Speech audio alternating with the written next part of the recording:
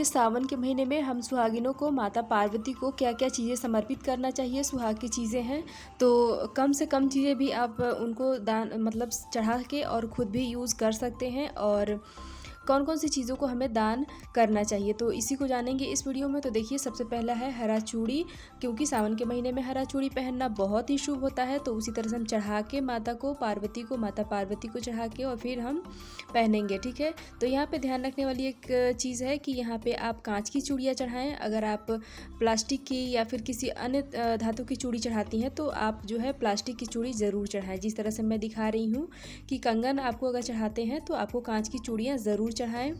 और ये है सिंदूर, जो कि येलो वाला सिंदूर है, तो ये चढ़ाएं। हरी बिंदी है, यहाँ पे आप लाल बिंदी भी चढ़ा सकते हैं। तो हरी बिंदी का पत्ता ले लें, आप चाहें जितना चढ़ा सकते हैं, 1-2 जिस तरह से भी आपकी सुविधा बने। और ये जो है ये डब्बे वाली बिंदी है, इसमें तो मल्टी कलर है, इसमें जितने भी प्रकार की मतलब इसमें सारे जो कलर हैं वो हैं, ठीक है। तो अगर यहाँ पे मैं ये बताना चाह रही हूँ कि जैसे बहुत सारे हमारे पास बिंदी हो जाती है चढ़ाते चढ़ाते, तो आप क्या करें कि डिब्बी वाली बिंदी खरीदें और उसके बाद क्या करें कि थोड़ा सा मात्रा में निकाल के हम चढ़ा देंगे और बाकी हम एज इट इज़ रख देंगे, ठीक है।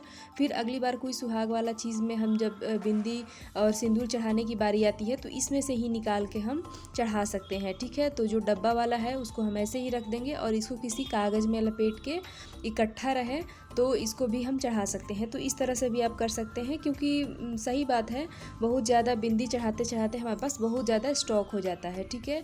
और ये है मेहंदी कोन वाली है। अगर आपके पास पत्ते वाली मिल जाती है तो सावन के महीने में पत्ते वाली मेहंदी लगाना बहुत ही शुभ होता है। तो आप क्या करें कि कोन वाली मेहंदी ज़रूर ख़रीदें और माता को सुहाग के रूप में ज़रूर चढ़ाएं और फिर आप खुद के यूज़ भी कर सकते हैं। ये है महावर जो है आप जो डब्बे वाले आते हैं वो भी ले सकते हैं और ये पाउडर वाले हैं ये भी ले सकते हैं। क्रीम पाउडर जो भी चढ़ाना चाहे चढ़ा सकते हैं। ये है लिक्विड सिंदूर, यहाँ पे आप लाल सिंदूर भी चढ़ा सकते हैं। ये है इत्र, तो आप इत्र जो है इसको आप पूजा में भी मतलब यूज़ करने के लिए रख सकते हैं, क्योंकि ये वाली इत्र जो है वो हम पूजा के लिए ही यूज़ करते हैं, मतलब खुद के यूज़ में हम नहीं लाते हैं, ठीक है। तो पूजा में आप इसको रख सकते हैं। ये है लिपस्टिक, ये नेल पॉलिश, यहाँ पे आप हरा कलर का भी ले सकते हैं यानी ग्रीन कलर का ले सकते हैं, मेरे पास लाल है। और ये है क्लचर बालों में लगाने वाला, यहाँ पे आप रबर बैंड ले सकते हैं या किसी भी तरह का, ध्यान रखें कि काला ना रहे तो ज़्यादा सही रहे। ये है बिछुए, अगर आप पायल या बिछुआ कुछ चढ़ाना चाहते हैं तो सुहाग वाली जो बिछुआ ही होता है तो बिछुआ आप चढ़ा सकते हैं अपने हिसाब से, छोटा बड़ा रिंग वाला चाहे जैसे भी।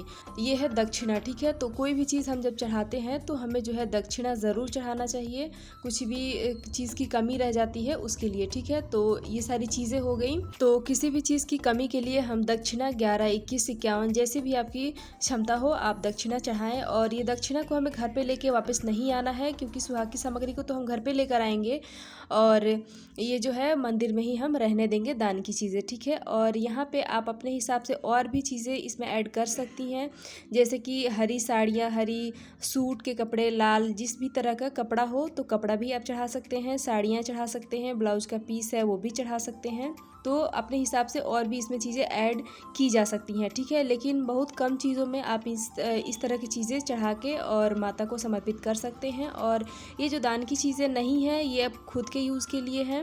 और अगर आपको सावन के महीने में दान करना है तो आप अलग से एक सेट चढ़ाएं और फिर पंडितानी जी को दान करें। तो आशा करती हूँ कि ये सारी चीज़ें समझ में आ गई होंगी।